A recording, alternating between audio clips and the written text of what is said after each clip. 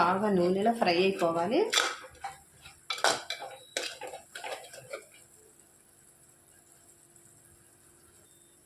రుచికి సరిపడా ఉప్పు కూడా వేసుకొని బాగా కలిపేసుకోవాలి.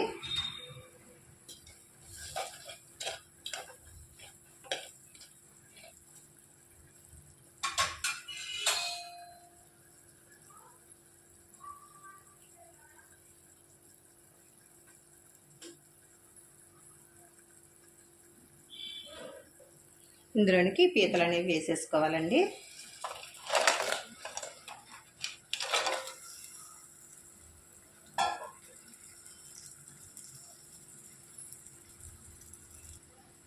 ఈ విధంగా కుదిపేసుకుంటే మంచిగా కలిసిపోతాయి.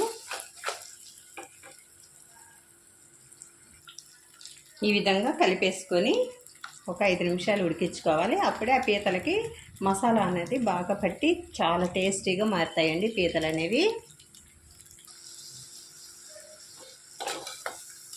ఈ మసాలా అంతా పీతలకు బాగా పట్టేలా కలిపేసుకొని చింతపండు గుజ్జు పోసేసుకోవాలి.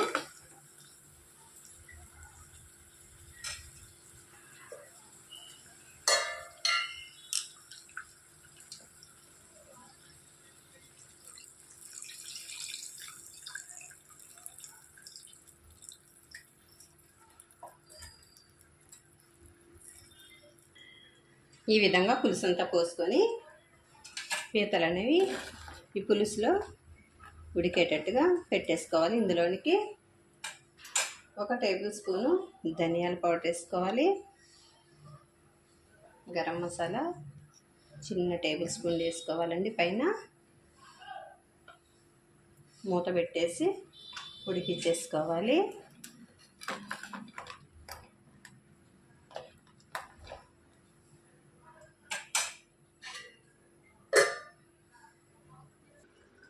మూత తీసి చూసుకోవాలండి.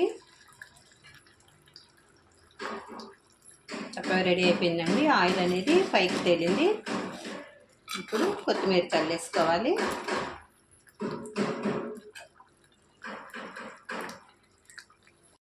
ఒకసారి కలిపేసుకొని 1 నిమిషం పాటు మూతేసి పెట్టేసుకోవాలి. ఏంటండి సులువుగా ఈజీగా టేస్టీగా మట్టి పాత్రలో పీతల పులుసు అండి. వేడి వేడి అన్నంలో వేసుకొని తింటుంటే చాలా అద్భుతంగా ఉండిద్దండి. మీరు తప్పకుండా ఒకసారి ట్రై చేసి చూడండి. ఎలా వచ్చిందో కామెంట్ రూపంలో చెప్పండి. లైక్ చేయండి. మరిన్ని టేస్టీ రెసిపీస్ కోసం అంజు రుచులు ఛానల్ని సబ్స్క్రైబ్ చేసుకోవటం మర్చిపోవద్దండి. Thanks for watching. బాయ్ అండి.